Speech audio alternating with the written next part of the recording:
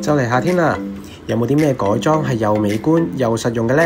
呢位 Model Y 嘅車主本身已經裝咗一個簡易版嘅遮陽簾，不過佢又想改 Alcantara 嘅頂篷。見到我哋呢個替換式嘅電動遮陽簾，可以一次過換埋頂篷嘅顏色，就揾咗我哋做個大升級啦。